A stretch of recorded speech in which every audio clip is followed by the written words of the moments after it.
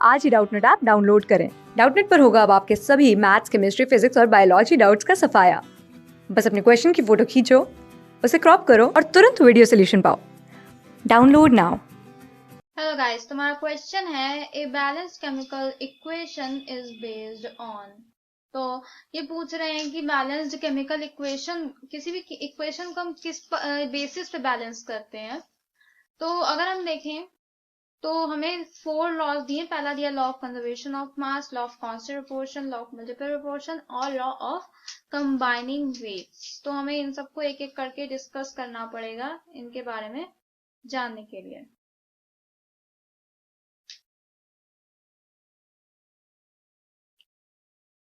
तो law of conservation of mass क्या कहता है कि law of conservation of mass ये कहता है कि mass can neither be created, can neither be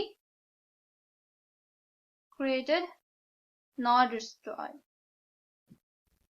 nor destroyed. तो law of conservation of mass यही कहता है कि मास ना ही कभी बनाया जा सकता है और ना ही डिस्ट्रॉय किया जा सकता है। ये जो है, इसके हिसाब से जो हमारे रिएक्टेंट्स होते हैं उनका जो वेट होता है, वेट या फिर मास, वो इक्वल होता है मास ऑफ प्रोडक्ट्स के। जो हमारा प्रोडक्ट होता है उसका वेट बराबर होता है रिएक्टेंट्स के वेट से। तो ये हमारा लॉ ऑफ कंजर्वेशन ऑफ मास कहता है। और इसी बेसिस पे हम जो है अपने केमिकल इक्वेशन को बैलेंस करते हैं, क्योंकि उसमें हमें मास को बैलेंस करना पड़ता है। क्योंकि मास can neither be created nor destroyed, तो रिएक्टेंट्स और प्रोडक्ट्स दोनों का मास क्या होना चाहिए? सेम होना चाहिए, बिल्कुल भी डिफरेंट नहीं होना चाहिए। दूसरा है हमारा लॉ ऑफ कांस्टेंट प्रोपोर्शन। तो लॉ ऑफ कांस्टेंट प्रोपोर्शन कहता है कि हम नो मैटर कि हम कोई सोर्स लगाएं, कोई भी मेथड ऑफ प्रिपरेशन का यूज करें, मेथड ऑफ प्रिपरेशन का यूज करें, हमारी जो कॉम्पोजिशन होगी किसी भी चीज की वो हमेशा सेम रहेगी। जैसे हमारा H2O का एग्जांपल ले लेते हैं। तो H2O अगर हम रिवर्स पॉन्ड्स ओशन से निकालें तो भी उसकी कॉम्पोजिशन सेम रहेगी, और या फिर हम H2O को हाइड्रोजन और ऑक्सीजन के रिएक्शन से बनाए तब भी वही H2O हमें मिलेगा, सेम कॉम्पोजिशन वाला, जिसमें 2 ऑक्सीजन, 2 हाइड्रोजन और 1 ऑक्सीजन रहेगी। और अगर हम न्यूट्रलाइजेशन रिएक्शन फॉलो करते हैं तब भी वही सेम प्रोसेस रहेगी। न्यूट्रलाइजेशन रिएक्शन, एसिड बेस के रिएक्शन से भी हमें हाइड्रोजन वही मिलेगी। फिर लॉ ऑफ मल्टीपल प्रोपोर्शन हमारा क्या कहता है? लॉ ऑफ मल्टीपल प्रोपोर्शन कहता है कि अगर जैसे हमारा कोई भी एलिमेंट है, अगर ए और बी 2 एलिमेंट्स हैं, ये रिएक्ट कर रहे हैं आपस में और अलग अलग कंपाउंड बना रहे हैं, अलग अलग कंपाउंड, जैसे कि ए और बी ही कंबाइन होके सी बना रहे हैं और ए और बी ही कंबाइन होके डी बना रहे हैं। तो इनमें से कोई या तो ज्यादा होगा या तो कम होगा, जिसमें से एक कोई भी एलिमेंट फिक्स्ड मात्रा में होगा।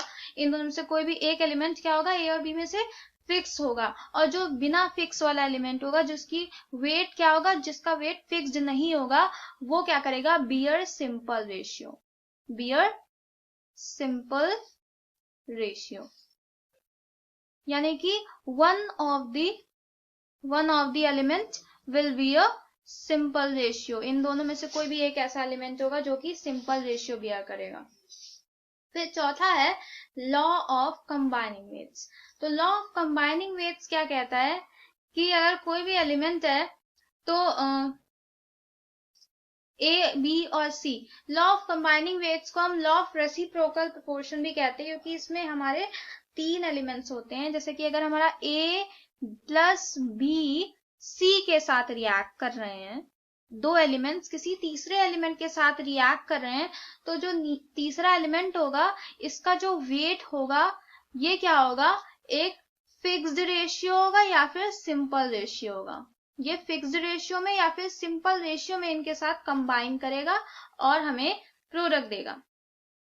तो ये कहता है हमारा लॉ ऑफ कंबाइनिंग वेट्स।